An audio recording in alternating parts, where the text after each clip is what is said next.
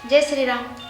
आज हमारे रामचरितमानस का 5वां अध्याय है और इसमें हम लोगों ने अब तक पढ़ा कि किस प्रकार गोस्वामी तुलसीदास जी संतों के चरित्र का वर्णन कर रहे हैं और इसके आगे हम देखेंगे कि वे किस प्रकार बता रहे हैं कि सत्संगति में आने से और संतों के आश्रम में समाज में घुल मिल जाने से हमें क्या लाभ होता है और उसके कितने फायदे हैं। तो चलिए शुरू करते हैं।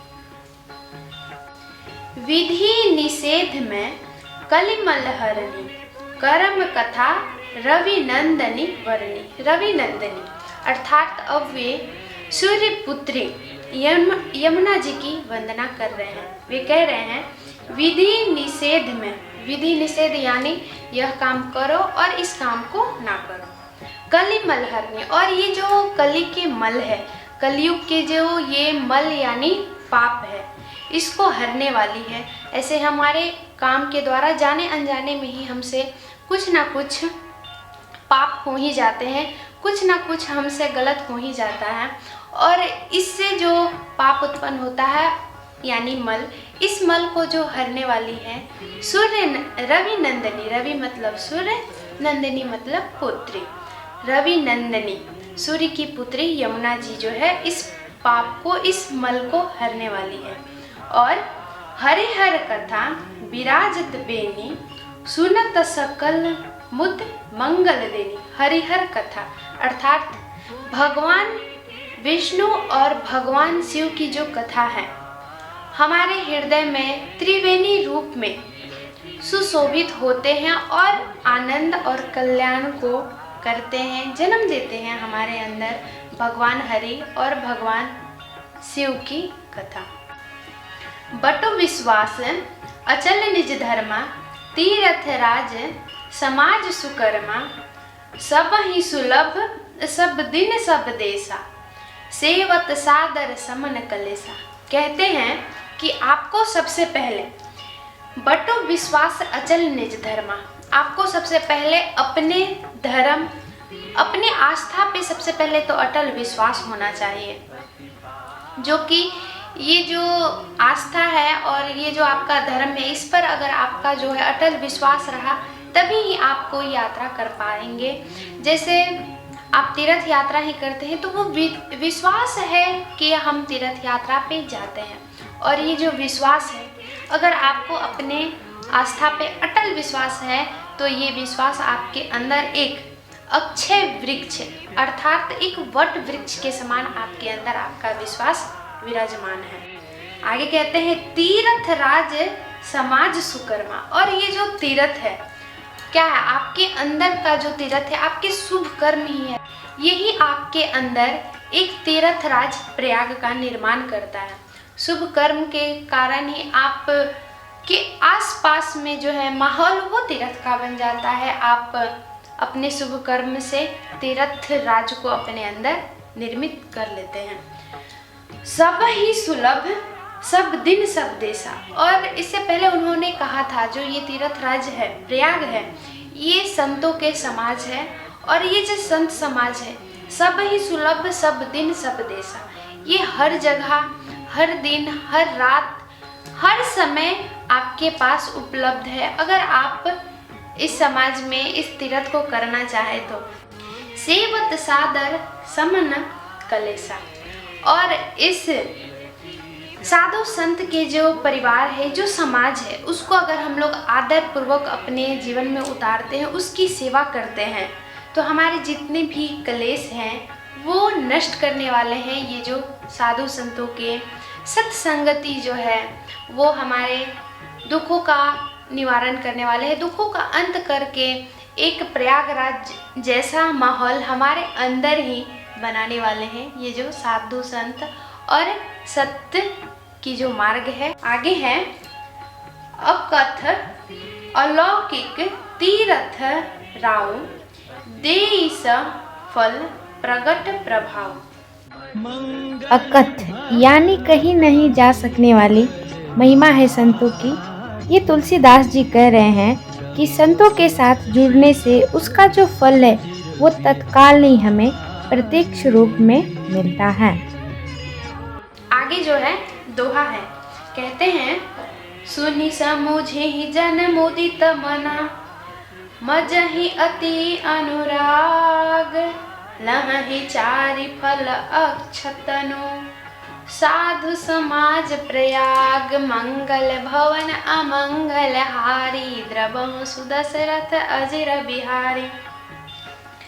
सुनि समुझि जन मुदित मन, जो मनुष्य ये जो साधु संत के समाज में जाते हैं और उनकी कथा, जैसे हम कहीं सत्संग होता है या फिर कहीं कहीं देखते हैं कि बाहर से साधु संत आते हैं, कुछ प्रवचन देते हैं, अपनी कथा को बताते हैं और हम वहाँ उस कथा में जाते हैं।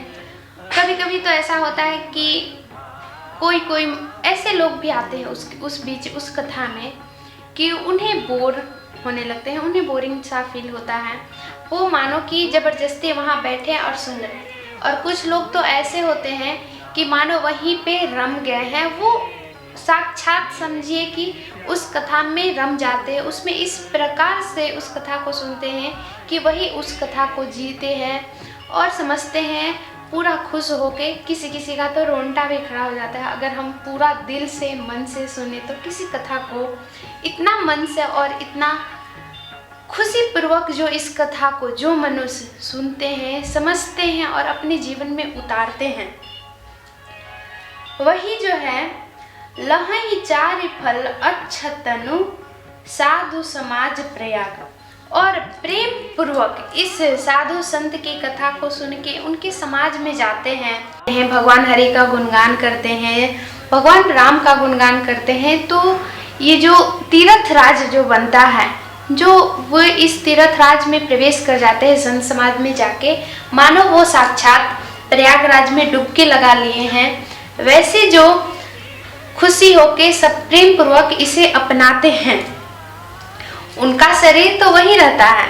हम कथा सुन रहे हैं, कभी कभी ऐसा होता है कि हम कथा सुन रहे हैं, लेकिन कथा सुन रहे हैं पर ऐसा इमेजिन हमारे अंदर, ऐसा उसका इमेजिन बनाते हैं कि हम उसे जीते हैं, खुशी होते हैं, बहुत ज़्यादा खुश होते हैं, मानो हमने सारे मोक्ष को प्राप्त कर लिया है। ये जो धर्म अर्थ काम मोक्ष जो है, ये चारों फल हम लोग 1 घंटे की कथा में अगर पूरे खुश से गुरु महाराज के उस वचन को सुनते हैं, उसे अपने जीवन में उतारते हैं, तो 1 घंटा में ही हमें ऐसा लगता है कि हमने मोक्ष को पा लिया। ये चारों मोक्ष का फल हमें उस कथा में ही मिल जाता है। आगे कहते हैं, मज्जन फल पेखिए तत्काला। देखिए कितना सुंदर शब्द कह रहे हैं कि ये जो साधु संत रूपी तीर्थ राज है, प्रयाग है, इसमें अगर कोई स्नान करता है, डुबकी लगाता है, तो उसका फल जो है उसे तत्काल देखने को मिलता है। काक होई पग बकऊ मराला। और ये फल इस प्रकार देखने मिलता है, मानो एक कौवा जो है उस नदी में, उस गंगा जी में डुबकी लगाया और वो जो है कोयल बन के बाहर निकला, और एक बगुला जब डुबकी लगाया तो वो एक हंस बन के बाहर आया। ऐसा प्रभाव तुरंत ही आपको प्रत्यक्ष रूप में देखने को मिलता है। सुनी अचरज करे जनि कोई। और ये जो बात है कौवा का कोयल बनना और बगुला का हंस बनना, ये सुनकर कोई अचरज ना करे, क्योंकि सत्संगति महिमा नहीं गोई अर्थात छिपता नहीं। आप इस बात को सुनकर आश्चर्य ना करें, क्योंकि साधु संत की और जो सत्य संगति है वो उसकी महिमा जो है कभी छुप ही नहीं पाती। इसलिए आप लोग आश्चर्य ना करें कि कौवा जब है वो कोयल कैसे बन सकता है। अब आप खुद सोचिए कि कोई व्यक्ति जो है, आप किसी ऐसे व्यक्ति को जानते हैं जो कि हर वक्त ही ऐसा कटु वचन बोलता है कि वो किसी को समझता नहीं, किसी के फीलिंग को नहीं समझता, और वो हर हमेशा जब भी बोलता है एक कटु वचन बोलता है जो कि आदमी के हृदय को ठेस पहुंचाए। और वे किसी दिन अचानक से जाके कहीं पे सत्संग हो रहा है या फिर साधु संत की जो प्रवचन है कहीं कुटिया में चल ही रही है, और वे अचानक से जाके किसी दिन बैठ गया और उस जो प्रवचन को, उस 2 शब्द को या फिर जितना देर है वो सुना, उसका मन में आया कि अब वो जो है साधु संत के शरण में जाए, उनकी संगति करे। तो वो जो व्यक्ति है साधु महाराज के शरण में जाते हैं, उसका जो ये जो कटु वचन है, अगर वो साधु महाराज के शरण में जाके उनके कहने अनुसार और उनके नियमों पे ढल जाता है, तो वो जो कटु वचन बोलता था वो अपने आप उसका जो वो वचन है वो बोलने का तरीका बदल जाएगा। जो कि एक कौवा जो है, कौवा का बोली किसी को पसंद नहीं होता। एक कौवा की तरह जो बोलता था उसका बोली जो है अब कोयल की तरह हो गया है। वो हमेशा अब सबसे मधुर बात करेगा, सामने वाले को कुछ कटु वचन कभी बोल ही नहीं सकता अगर वो संगति में आ गया, सत्संगति में। और यही कारण है कि बोला गया है कि साधु संत के अगर संगति में आए तो आपको उसका फल तुरंत ही देखने मिल जाएगा, मानो कौवा जो है कोयल बन के निकला। इसका उदाहरण यही एक छोटा सा है कि वे आदमी अगर उनके संगति में आता है तो उसका बोलने का रवैया जो है, जो पहले कौवा की तरह पूरा चिल्लाता रहता था, अब वो कोयल की तरह मधुर बोली बोलेगा। तो आज की हम अपनी इस कथा को यहीं पे विराम देंगे और इसी प्रकार सत्य संगति और साधु महाराज के शरण में जाने से क्या फायदा होता है, क्या लाभ होता है, अगर आपको इसने अच्छे तरह से समझा तो हमारे इस वीडियो को लाइक करें। अगर कहीं गलती हो तो आप उसे भी हमें बताएं ताकि हम उसे अगले वीडियो जो लाए उसमें उसे सही करने की कोशिश करें। और इतने ध्यानपूर्वक इस कथा को सुनने के लिए आप लोग को कोटि कोटि धन्यवाद और बने रहिए हमारे साथ हमारे YouTube चैनल पर। जय श्री राम।